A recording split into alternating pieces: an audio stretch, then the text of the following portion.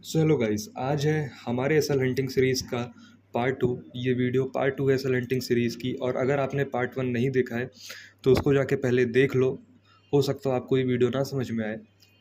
तो आज हम अगेन 3 पॉइंट डिस्कस करने वाले हैं। प्रीवियस 3 पॉइंट अगर आपने नहीं देखे हैं तो पहले जाके उसको देखो, बाद में ये वाली वीडियो देखना।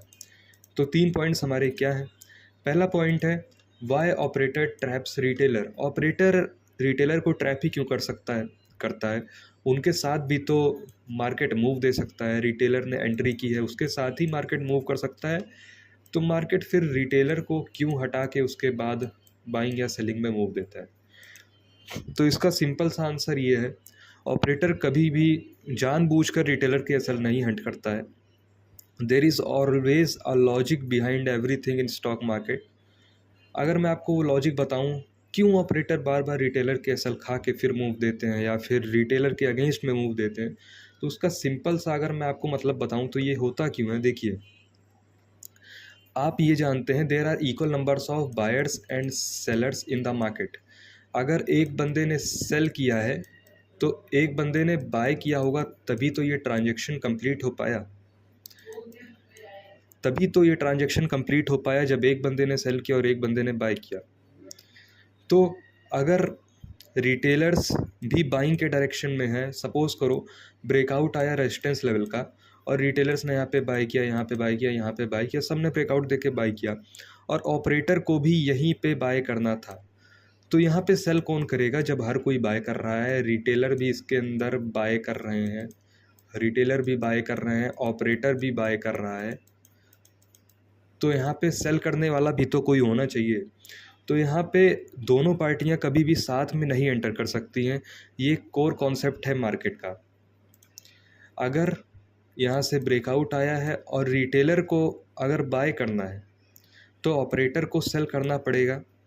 अगर यहाँ से ब्रेकआउट आया, ऑपरेटर को बाय करना है, तो वो किसी भी तरीके से रिटेलर की पोजीशन सेलिंग में बनवाएगा, तभी वो बाय कर सकता है। जैसे अगर मैं आपको सिंपली एक्सप्लेन करूँ तो the simple logic is there are equal numbers of buyers और सेलर्स। ये हम सब जानते हैं मार्केट में। अब सपोज करो ये ब्रेकआउट आया रेजिस्टेंस लेवल का। अब यहाँ पे रिटेलर्स क्या कर रहे हैं, रिटेलर बाय कर रहे हैं, कोई भी सेल नहीं कर रहा है, कोई भी रिटेलर सेल नहीं कर रहा है। ब्रेकआउट पे कौन ही सेल करता है। और ऑपरेटर को भी यहाँ पे बाय करना है। तो अगर ऑपरेटर भी बाय करने चला जाएगा तो यहाँ पे सेल कौन करेगा। यहाँ पे सेलर भी तो होना चाहिए ना कोई, यहाँ पे सेलर भी कोई होना चाहिए। तो इसीलिए ये ट्रांजैक्शन कभी भी ऐसा नहीं होगा कि रिटेलर भी बाय कर रहा है, ऑपरेटर भी बाय कर रहा है।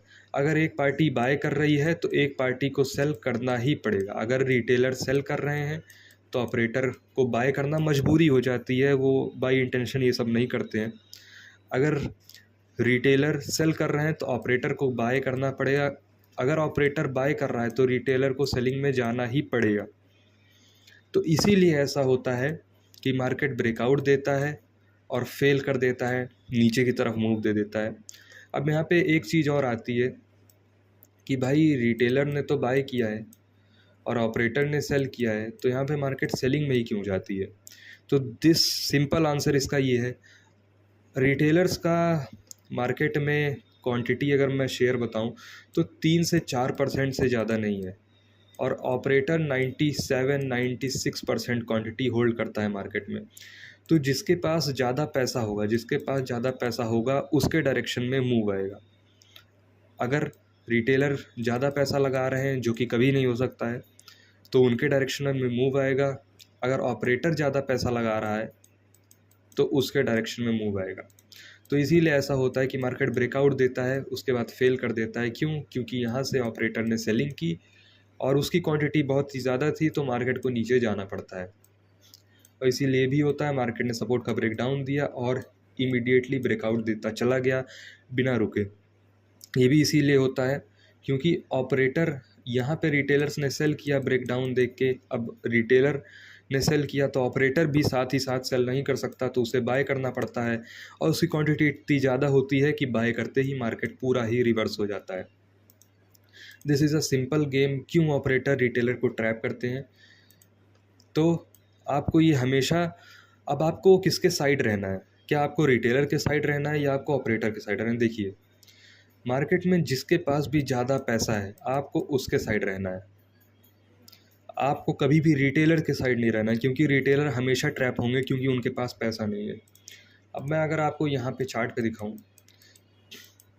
ये वाला सिंपल दिन देखो आप, ये देखो यहाँ पे ये एक लेवल था, यस ये एक लेवल था रेजिस्टेंस लेवल, मार्केट ने यहाँ से रेजिस्टेंस लिया था, देखोगे हल्का सा ब्रेकआउट दिया। अब यहाँ पे रिटेलर्स ने क्या किया, रिटेलर ने कहा बाय करो, वॉल्यूम देखोगे तो वॉल्यूम वगैरह भी हाई है यहाँ पे कंपैरेटिवली, ये रिटेलर्स की बाइंग है। अब रिटेलर ने बाय कर लिया तो क्या ऑपरेटर भी यहाँ पे बाय कर सकता है? Answer is no. ऑपरेटर ने यहाँ पे सेलिंग की और उसके बाद देखो कितना बड़ा फॉल आया मार्केट के अंदर। और एग्जांपल्स अगर मैं आपको दिखाऊं तो ये देखो, ये एक रेजिस्टेंस लेवल था, सिंपली मार्केट यहाँ से बार बार रुक रहा था, अचानक से मार्केट ने ब्रेकआउट दिया, रिटेलर्स ने कहा भाई इतनी बड़ी कैंडल, वाह अब तो मार्केट चला जाएगा 24,500। क्या हुआ, उसी के तुरंत बाद मार्केट रिवर्स हुआ और साइडवेज जाके एट द एंड मार्केट ने सेलिंग में मूव दिया, क्योंकि ऑपरेटर ने यहाँ पे सेल किया था और रिटेलर्स ने यहाँ पे बाई किया था। ओके नाउ अब एक और एग्जांपल देख लेते हैं। यहाँ कहीं पे अगर देखोगे तो यहाँ पे एक सेलिंग का जोन था, मार्केट यहाँ से रेजिस्टेंस लिया और यहाँ पे रेजिस्टेंस पे रिटेलर्स क्या करते हैं, रिटेलर्स पे हम आप लोग सेल करते हैं, हम दोनों लोग सेलिंग की तरफ पोजीशन बनाते हैं अपनी। रेजिस्टेंस पे कौन बाय करता है? ब्रेकआउट पे आदमी बाय करता है ना, रेजिस्टेंस पे कौन बाय करता है? रेजिस्टेंस पे कोई नहीं बाय करता है। तो ये एक रेजिस्टेंस लेवल था हमारे लिए, ये रेजिस्टेंस लेवल था। मार्केट यहाँ से बार बार रेजिस्टेंस ले रहा था, यहाँ पे लोगों के सेलर्स के सेल आए, मार्केट नीचे गया। अब जब सेलर्स यहाँ पे पूरी तरीके से सेलिंग में एंट्री कर लिए, उसके बाद ऑपरेटर ने यहाँ से बाइंग की और मार्केट ना सेलिंग में जा पाया ना बाइंग में जा पाया, मार्केट ख़त्म हो गया। एक और एग्जांपल देखते हैं। यहाँ पे देखो, ये एक बहुत ही तगड़ा एग्जांपल है। देखो मार्केट इतना बड़ा गैप डाउन खुला था, अब यहाँ पे अब ये आपको मैं समझा रहा हूँ previous day gap up gap down में साइकोलॉजी कैसे अंडरस्टैंड करते हैं ऑपरेटर और रिटेलर की, ये समझिए। देखो अब ये जो वीक बाइंग थी गाइस, अब इसके अंदर ऐसा तो है नहीं कि सिर्फ ऑपरेटर ने बाइंग की थी, यहाँ पे रिटेलर भी यहाँ पे ब्रेकआउट देके बाय किए, जो लोग ऑपरेटर के साथ चलना जानते हैं वो लोग यहाँ पे बाय किए और यहाँ पे जो एक ट्रेंड लाइन चल रही थी ये, उसके नीचे इन लोग का एसएल था सिंपली। अब मार्केट खुल गया डायरेक्टली 200 पॉइंट गैप डाउन, तो 200 पॉइंट गैप डाउन खुलने पर क्या कोई होल्ड करेगा अपनी पोजीशन कि भाई मैंने बाइंग की थी प्रीवियस डे में, 200 पॉइंट गैप डाउन खुल गया, मैं अभी भी होल्ड कर रहा हूँ? नहीं करूँगा, मैं अपना प्रॉफिट बुक करूँगा, प्रॉफिट या लॉस बुक करूँगा जो भी। तो अगर कोई किसी ने बाइंग की है और वो अपनी ट्रेड कट करता है तो कौन सा वॉल्यूम आता है मार्केट में? सेलिंग का वॉल्यूम आता है। तो अगर किसी ने बाइंग की थी, अगर वो प्रॉफिट बुक करेगा, प्रॉफिट या लॉस अपना बुक करेगा, तो वो सेलिंग करेगा ना। तो यहाँ पे जब मार्केट इतना बड़ा गैप डाउन खुला, सारे रिटेलर्स ने अपनी पोजीशन काट दी, सब लोग ने सेलिंग कर दी और यहाँ से ऑपरेटर ने बाइंग कर ली और ये मूव देख सकते हो। ओके, मार्केट पूरा डे मार्केट बाइंग में था। तो अब अपना सेकंड पॉइंट डिस्कस कर लेते हैं, जो कि how to take entry against normal retailers. अब इसके लिए देखो, मैंने आपको एक सिंपल फार्मूला प्रीवियस वीडियो में भी बताया था कि जो प्राइस एक्शन ट्रेडर्स होते हैं बस उनके अगेंस्ट में ट्रेड करो। जो नॉर्मल रिटेलर की साइकोलॉजी होती है, जो नॉर्मल रिटेलर्स के सेटअप होते हैं, उस पर कभी भी ट्रेड मत करो। नॉर्मल रिटेलर क्या करता है? नॉर्मल रिटेलर रेजिस्टेंस पे सेल कर रहा है, मार्केट ने जाके उनके सेल उड़ा दिए। अब आप इस तरीके के सेटअप्स पे एंटर कर सकते हो। जैसे अगर मैं आपको एग्जांपल दूँ तो देखो, यहाँ पे ब्रेकडाउन आया, इस लेवल का ब्रेकडाउन आया, मार्केट ने ब्रेकडाउन दिया, यहाँ पे सारे रिटेलर्स सेलिंग में एंटर कर लिए और जब मार्केट ने एक कैंडल अंदर क्लोज की, आप यहाँ पे बाइंग में एंटर कर सकते हो ऑपरेटर के साथ। और देखो कितना अच्छा मूव आया, रेजिस्टेंस लेवल तक मूव आया। और अगर मैं आपको एग्जांपल्स दिखाऊं तो यहाँ पे अगर कहीं देखोगे, ये एक लेवल था, मार्केट ने उसकी लिक्विडिटी स्वीप की, फिर मार्केट ने यहाँ पे एक ट्रेंड लाइन, अगर आप लोग ध्यान से देखोगे तो यहाँ पे एक स्मॉल ट्रेंड लाइन आ रही थी, उसका ब्रेकआउट दिया। अब यहाँ पे रिटेलर्स क्या करेंगे? रिटेलर्स बाय करेंगे और ऑपरेटर क्या यहाँ पे सेल कर सकता है? डेफिनेटली। दोनों लोग साथ में कभी भी नहीं एंटर कर सकते। तो ऑपरेटर ने क्या किया, ऑपरेटर ने यहाँ पे सेल किया, आप भी यहाँ पे साथ ही साथ सेल कर सकते हो, या फिर आप यहाँ पे नहीं तो ब्रेकडाउन के साथ सेल कर सकते हो। अपना सिंपली छोटा सा सेल लगा कि इतना बड़ा टारगेट आपको मिला। मैं आपको कुछ एग्जांपल्स दिखा रहा हूँ, आप अपने आप से भी सेटअप्स बना सकते हो रिटेलर के अगेंस्ट में। जब भी आपको कन्फर्मेशन मिले तो आप ट्रेड ले सकते हो। ओके, फिर से वही सेटअप, ब्रेकआउट दिया मार्केट ने, रिटेलर्स ने दबा के बाइंग की, ऑपरेटर ने सेल कर दिया। आप भी यहाँ पे जब एक कैंडल अंदर क्लोज हुई तो आप यहाँ पे ट्रेड ले सकते थे, इतना बड़ा टारगेट आपको मिल गया। और एग्जांपल्स अगर हम लोग चेकआउट करें तो यहाँ पे क्या हुआ, यहाँ पे जितने भी लोगों ने सेलिंग की थी वो सब गैप अप के साथ अपनी पोजीशन एग्जिट करेंगे। तो गैप अप जब किसी ने सेलिंग की होगी और वो अपनी पोजीशन एग्जिट करेगा तो कौन सा वॉल्यूम आएगा, बाइंग का वॉल्यूम आएगा। यस, और देखो इतना अच्छा मूव हमें बाइंग में मिला सिंपली। और अगर मैं आपको बताऊं, और अगर देखोगे ये वाला सेटअप, तो इस दिन भी सेम ही साइकोलॉजी थी। मार्केट देखो एक रेंज में मार्केट कंसोलिडेट कर रहा था, मार्केट ने ब्रेक डाउन दिया रेंज का, यहाँ पे अंदर की साइड क्लोजिंग दी। आप यहाँ पे कितना अच्छा सेटअप था, आप यहाँ पे एंटर कर सकते हो, कितना अच्छा रिस्क रिवॉर्ड आपको मिला। ओके, तो अब अपना सेकंड पॉइंट डिस्कस कर लेते हैं, some basic SL hunting strategies, जो कि मैं आपको ऑलरेडी बता रहा हूँ।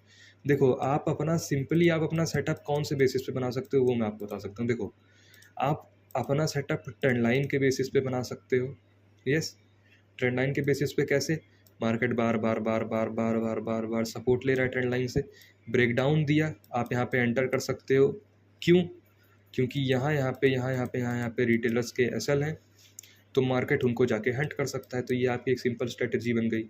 सपोर्ट रेजिस्टेंस से भी आप अपनी अच्छी स्ट्रेटजी बना सकते हो। सपोज करो ये एक वो रेजिस्टेंस लेवल है, मार्केट ने इसका ब्रेकआउट दिया, अब यहाँ पे रिटेलर्स बाय कर रहे हैं, और आप जब यहाँ पे मार्केट अंदर की तरफ क्लोजिंग दे तो आप अपना एसएल लगा के सेल मार सकते हो, मार्केट इतना बड़ा मूव दे देगा। ओके, और क्या सेटअप है, फिबोनाची रिट्रेसमेंट पे भी एंटर कर सकते हो।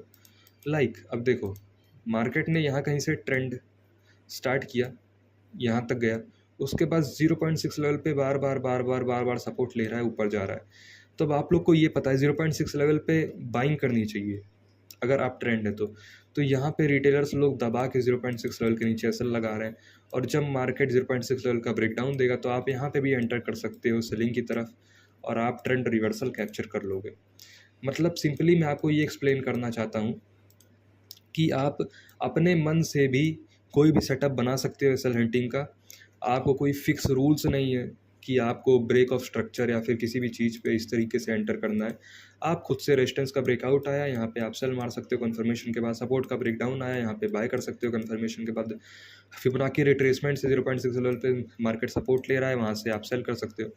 तो आप अपने मन से अगेंस्ट नॉर्मल रिटेलर कहीं पे भी एंट्री कर सकते हो। बस एक बार जाके उसको बैक टेस्ट कर लेना, और पार्ट 3 मैं जल्दी लाऊंगा। Thank you for watching.